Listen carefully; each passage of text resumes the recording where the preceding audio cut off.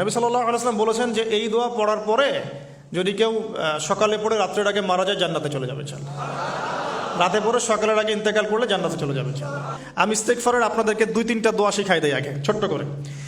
1 number, যারা একটু পড়াশোনা করেন মাশাআল্লাহ তারা এইটা পড়বেন, সাইয়্যিদুল ইস্তেগফার। সাইয়্যিদুল ইস্তেগফার আমার সাথে বলবেন, আল্লাহুম্মা আনতা রাব্বি লা ইলাহা ইল্লা আনতা খালাকতানি আনা আবদুক ওয়া আনা আলা আহদিক ওয়া ওয়া'দিকা মাস্তাতা'ত আউযু বিকা মিন শাররি মা সানা'ত আবুউ লাক বিনি'মাতিকা আলাই ওয়া আবুউ বিযানবি ফাগফিরলি ফাইন্নাহু লা ইয়াগফিরু যুনুবা ইল্লা আনতা।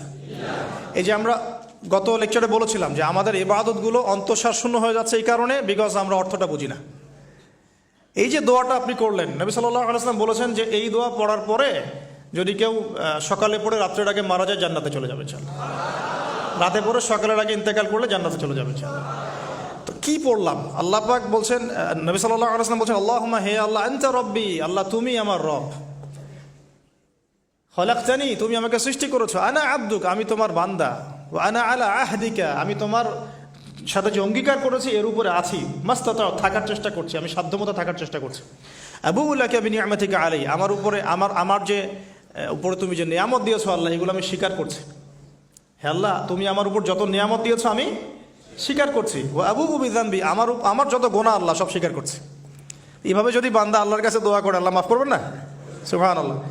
ফাগফিরলি আল্লাহ আপনি আমাকে মাফ করুন, ফাইন্নাহু লা ইয়াগফিরু যুনুবা ইল্লা আনতা কারণ আপনি ছাড়া যুনুব কেউ ক্ষমা করতে পারেন। ব্যাস এইভাবে বুঝে এটা যদি না পড়েন অ্যাটলিস্ট এতটুকু, আস্তাগফিরুল্লাহাল্লাযী লা ইলাহা ইল্লা হুয়াল হাইয়ুল কাইয়্যুম ওয়া আতুবু ইলাইহি, এইটুকু। আর এটাও যদি না পড়েন, না পড়াটা একটু লজ্জার যদিও বা, তাও যদি না পড়েন তাহলে বলবেন আস্তাগফিরুল্লাহ ওয়া আতুবু ইলাইহি, আস্তাগফিরুল্লাহ ওয়া আতুবু ইলাইহি। আসুন তাহলে আমরা কাজগুলো পেয়ে গেলাম। এখন আসুন আমরা কেন রোজা রাখছি। নবী করিম সাল্লাল্লাহু আলাইহি ওয়াসাল্লাম এখানে উদ্দেশ্যটা বলছেন। এই দিনে কি করা হয়েছে? মুসা আলাইহিস সালাম এবং তার কওমকে নাজাত দেওয়া হয়েছে, ফেরাউন তার কওমকে ডুবিয়ে দেওয়া হয়েছে। এই তো এই রোজার সাথে কিন্তু হুসাইন রাদিয়াল্লাহু আনহুর কারবালার শাহাদাতের কোনো সম্পর্ক নাই। এটা একটা আকীদা পরিষ্কার করে নেবেন।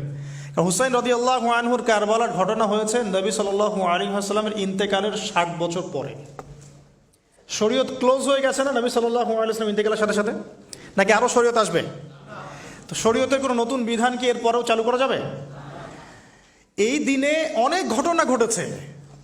এই ঘটনাগুলোর সম্পর্কে কিছু দুর্বল বর্ণনা আছে বিধায় আমি বলছি না পাবলিকলি। বলা হচ্ছে এই দিনে নূহ আলাইহিস সালামের কিস্তি, ওই যে কিস্তি প্লাবনে ভেসে ভেসে এই দিনে জুদি পাহাড়ে এসে নোঙর করেছে। এরকম অনেক ঘটনা। এই দিনে মুসা আলাইহিস সালামকে নাজাত দেওয়া হয়েছে, এই দিনে ফেরাউনকে ডুবিয়ে দেওয়া হয়েছে, এরকম অনেক ঘটনা আছে। কিন্তু এই দিনে রোজা রাখার উদ্দেশ্য হচ্ছে এই নাজাতে মুসা। এইটা হুসাইন রাদিয়াল্লাহু আনহুর শাহাদাতের কষ্টে রাখছি না আমরা, ওইটা আমাদের জন্য আরেকটা জায়গা। ওই জায়গাটা নিয়ে যে হুসাইন রাদিয়াল্লাহু আনহুর শাহাদাত, ওইটা থেকে শিক্ষাটা আমার কি? এই ঘটনাটা এই 10 মুহররমে ঘটে গেছে।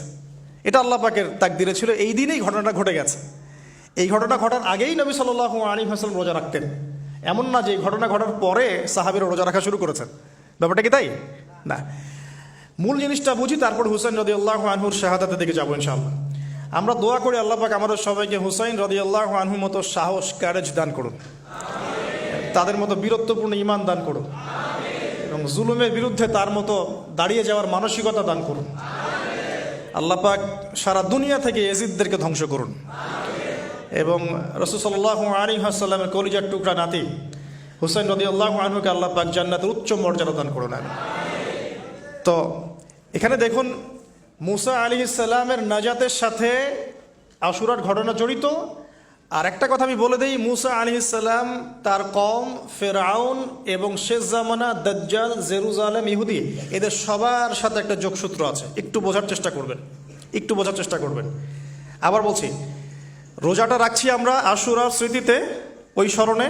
এই আশুরার দিন এর ঘটনা মুসা আলাইহিস সালামের কওম, ফেরাউন, বনু ইসরাইল, এখনকার জেরুজালেম, জিউসদের উত্থান, শেষ জামানা, এই প্রত্যেকটা বিষয় কানেক্টেড আছে। আমি জানি না কিভাবে আমি শব্দ নিয়ে আপনাদেরকে বোঝাবো। কারণ আমি এখনগুলো লেকচারগুলোতে বলি যে আমি লাস্ট 3-4 বছর থেকে একটা প্রবলেম ফেস করছি। অনেক কিছু বুঝতে পারছি কিন্তু আমি আপনাকে বোঝাতে পারছি না। আমি কোন ভাষা প্রয়োগ করব বা কিভাবে সিকোয়েন্স সাজাবো আমি আসলেই বুঝতে পারছি না।